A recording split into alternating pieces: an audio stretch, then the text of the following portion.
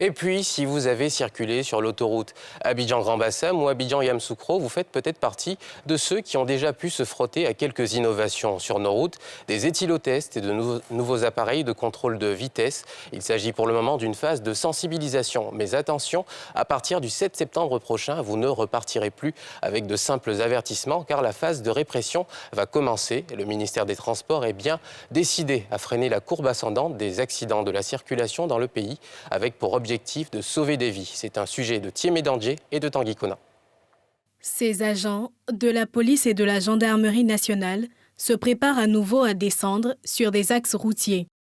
Avant le déploiement, place aux consignes. On va essayer de faire des cas pratiques d'interpellation de véhicules qui seront à une vitesse vraiment élevée et ça sera l'occasion pour nous de faire notre sensibilisation, de distribuer les prospectus que vous voyez.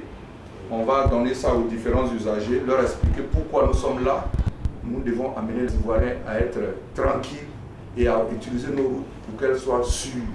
Théâtre d'opération du jour, 2 autoroutes.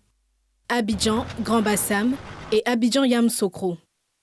Innovation sur ces voies, la mise en place de dispositifs intelligents pour capter tout excès de vitesse. Il est composé d'un capteur et une fois que vous faites l'excès de vitesse, ça signale automatiquement sur l'ordinateur. Ce n'est pas un dispositif avec une interception sur les lieux.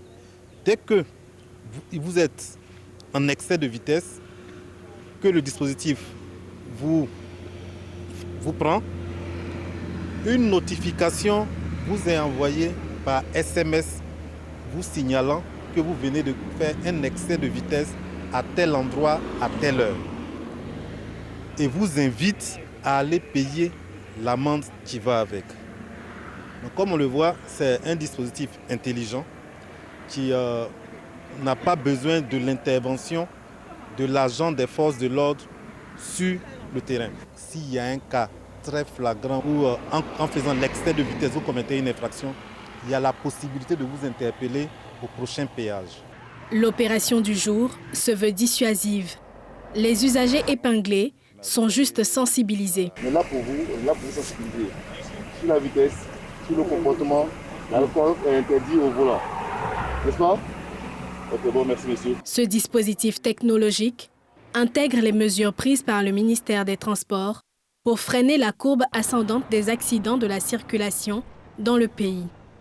Il ne faut pas voir un intérêt autre que celui de sauver des vies. Il ne s'agit pas forcément de réprimer. Ce n'est pas le but. Ce qui est recherché, l'objectif recherché, c'est plus les routes sûres. Avoir de bons comportements sur la route. Il y a eu trop de morts sur nos routes. Il faut que ça cesse. Sur l'autoroute Abidjan-Grand Bassam, c'est plutôt l'éthylotest avec bouchon à usage unique qui est mis en lumière.